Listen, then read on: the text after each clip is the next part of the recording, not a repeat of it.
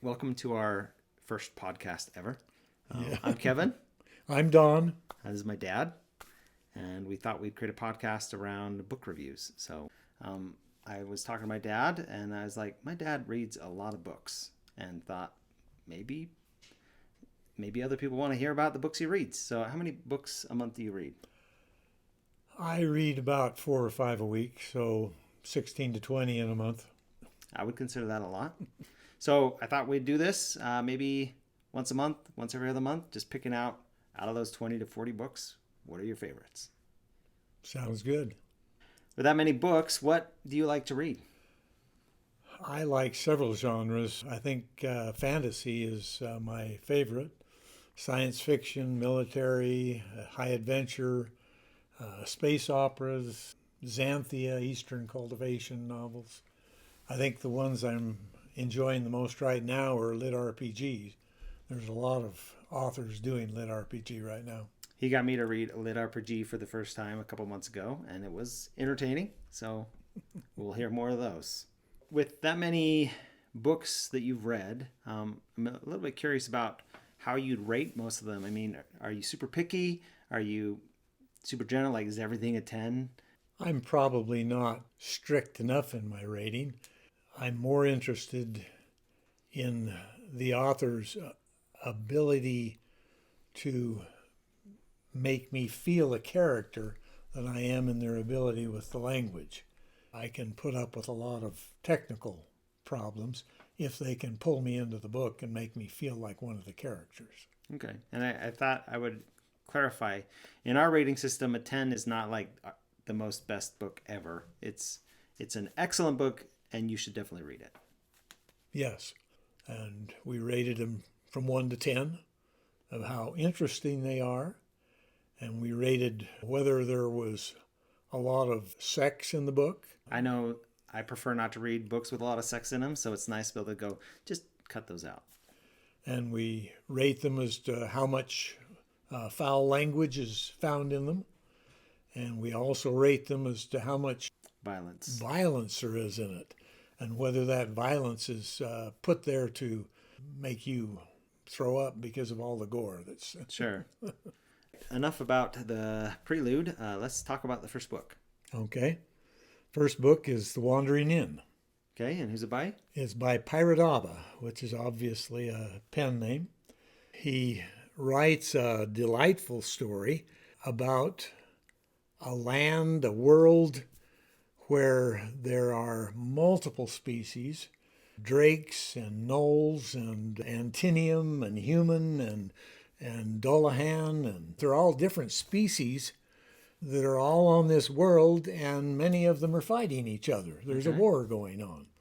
Actually, the big war has ended, and there's a very tenuous peace right now, which many people don't want. They want to keep fighting. What happens is the story revolves around a young girl, middle 20s, is brought to this world from the earth without her permission. A bunch of magicians got together and summoned people from earth.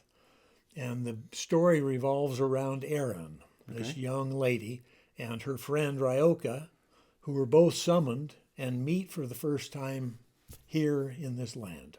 They come to a city called Inversil, which is right on the border between warring nations. It's a walled city. Everyone fights with magic or with swords or spears, arrows. What you expect to see in a fantasy book? Yeah, what you expect to see in a fantasy book. And Erin has a heart just as big as the world. She can love anyone. And she finds an abandoned inn close to the city of Inversil and stays there, and then starts feeding people that come to the inn and becomes an innkeeper. And so... Wandering Inn. There you go. And it's the Wandering Inn. She has one thing that she will not allow the people that come to her inn to kill the goblins. Everyone hates goblins. You just kill them when you see them. But if they're at her inn, they are protected. She immediately gains both the ire and the questioning glances of every other race around, because no one likes goblins. Her story is about her survival from landing in this very unforgiving, harsh area and among a very unforgiving, harsh people, and finding a way to survive. The author just builds out the characters wonderfully so that you get to know these characters. You worry about them. You really want to know what they're thinking. You want to have them succeed. Does he ever kill characters that you like? He does. And so there are books where it's very sad. So you mentioned you're on book 9. Book 11. So 11 books is a lot of books. Yeah, it is. And how many books are in this series? Well, 11 right now, but Okay. he just keeps writing. Okay. And So is this an endless series? it may be, I'm not sure. But it's good enough to read it anyways. Yes, it's a wonderful series. It's just very delightful to read because you get to care about the characters that are in it. Okay. And how big are these books? Are we talking like a volume? Are we talking? These are large books. These take a while to read. They're Each one? not quite as large as the Stormlight Archives by Brandon Sanderson or The Wheel of Time by Robert Jordan, but they're, Substantial time commitment. yeah. I don't look at reading as a time commitment. I though. do. I haven't read the latest Brandon Sanderson because it's like, well, that's a month. The thing is, when you get lost in it, it doesn't matter how long it takes. Okay. And you don't have to sit down and read from one end of the series to the other. You just read while you enjoy it and then put it down and you can pick it up later. He does offer the series for free if you want to read it off of his Twitter website. Okay. And we'll So you include- really don't even have to buy the books if you don't want to. I do because I want to support him. He's a good author. So as we mentioned in the intro, we like to rate these books. We have a rating scale that goes from excellent down to I'd never read another book from this author. That's right. So you rate this book highly? I rate it highly. This deserves a 10. Okay. I snap up these books as soon as they're written, and they're the next one that I go to. And as far as other content, less sexual content. Sexual content, there's very little. Okay. It's pretty clean that way. Now you mentioned there was some sex. Well, you see goblins having sex, but it's kind of by the way and not salacious at all. But you don't get any feeling like this is put in there to titillate you. So you'd rate that as PG? I would rate that as a PG, yes. Okay. Going on to profanity. There is some profanity in there, some hard swear words, but they're not prolific. You don't find someone cussing every other page. You get it every once in a while. Okay. So it doesn't really detract from the story. And then violence. Violence, there's a lot of violence. You're in a war-torn country where everyone's fighting everyone. You've got adventurers that are fighting monsters in dungeons. You've got armies fighting each other. It doesn't feel like it's put in there as, oh, let's make this as bloody as we can. You just see what fighting's like. The final rating, you would put this at the age of a teenager? Or Yeah, teenagers could read this and really enjoy it. Okay. Well, Have fun with it. sounds interesting. I might need to read this one when I get some time. That's half the problem. So I have included links below to the Goodreads, Amazon, and to the free book online. All right, so moving on to the next book. I believe it's Clan Dominance series. Clan Dominance, The Sleepless Ones by Dem Mikhailov. I don't know how to say Russian names, but that's how I would guess at it. So he's a Russian author. Yeah, a Russian author. It's translated from Russian, so you get some idiosyncrasies with a Russian speaker that doesn't know how to translate it to English. But basically, they do a really good job. This is LitRPG completely. He's writing a book about a guy who is playing a game. And you see him both in real life and in game. And you get characters both in real life and in game. And he has a very high-leveled archer that he's playing the game with, but his company has just gone out of business.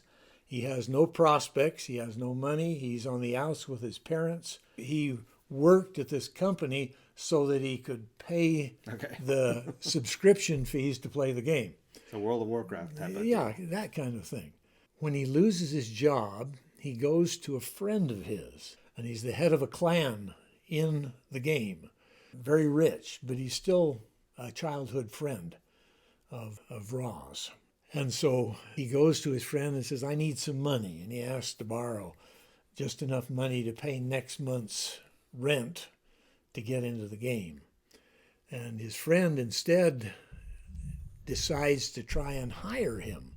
And all he has to do is delete his character and start over from zero and shepherd some person from his clan through the starting area. And he hates to lose his main character, but he needs the money, and so he agrees.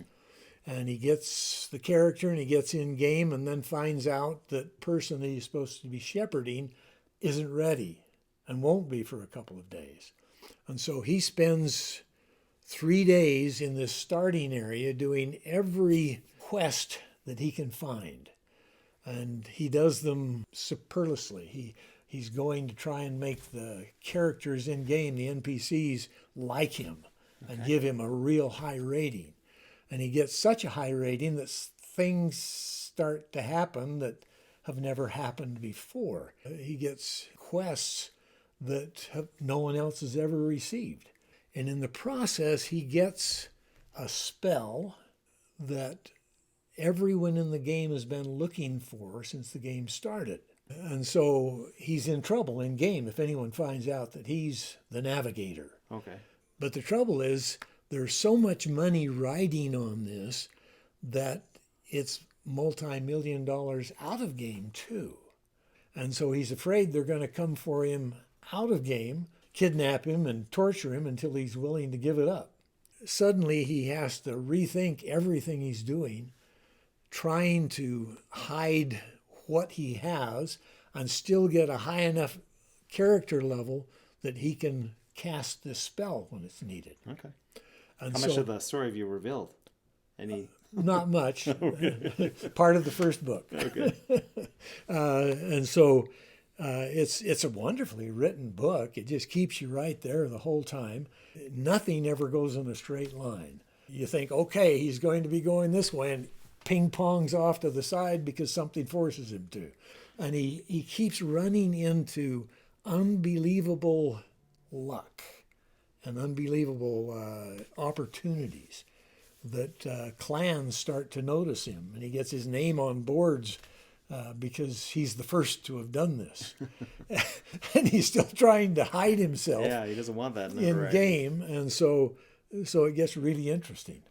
I've read the first 5 books this month, or last month. So 5 books in 1 month of the same author. There's 11 of them, so I've got a few left to go. And is this series complete? No, I can't answer that question. I'm on book 6 right now. I know when I read a lot of books from the same author, sometimes it gets grating. Do you find that with this author? He hasn't yet. He has delivered on every book, and it's been exciting, and you get to know the characters, and you're just rooting for him. Oh, don't do that. I've also found in some lit RPGs, like as they advance and get higher and higher in level, it gets a little bit weirder. Do you find that yet? I find that in RPGs too. They get so powerful that they really have no opposition. He is as high as he can get. There are characters that are so far above him, they can wipe him out with a thought. Okay.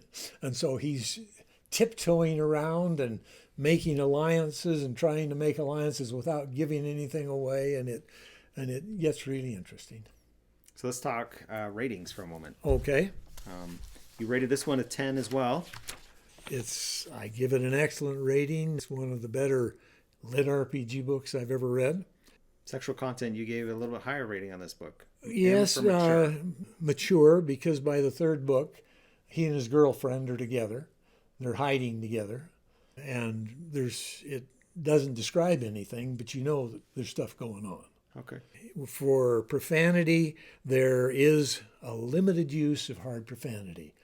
Similar to the other book? Yeah, every once in a while you'll get a hard profanity, but it's not persistent. It's not a lot. Okay. So I'd give this a C.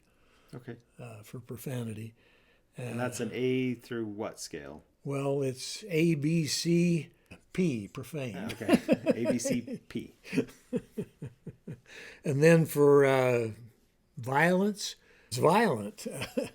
The clans go in and have total war with Is this each other. mostly in-game violence? Or? In-game violence. But most of it's in-game. The out-of-game violence is possible. Sure. You feel it. He's got to hide. So it's tense. It's tense.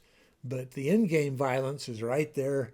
There's a lot of it, but it's play violence. Darn it. If I die, I get sent to my spawn point and I have to run all the way back there in a diaper to get my gear. And so I would rate this for teens also. Okay. All right, so come to the end. We reviewed 2 series. One was Clan Dominance. That was the second one. Clan Dominance. The Sleepless Ones. The Sleepless One. And then the Wandering Inn. The Wandering Inn. So if you had to choose one to recommend over the other, would you? Is Clan Dominance as long? No, these are shorter reads. Okay. These are quick reads, 450 pages maybe. So if you're looking for something that's not quite as long, you'd go with Clan Dominance. Yeah. If you're looking for something a little longer, you'd go with the Wandering Inn. Go with the other. I'd go with both of them. So thank you. Hopefully you enjoyed this video. We'll put links to these books in the comment or in the description below. If you like this, please let us know. I'm looking down there and I should be looking up there. This is our first podcast. So please let us know in the comments whether or not you enjoyed this content, any content you'd like us to cover. And if people are interested, we'll keep making them. If not, maybe we won't. I don't know. It's kind of fun. It was kind of fun. We can do it again. New experience. I'm going to keep reading.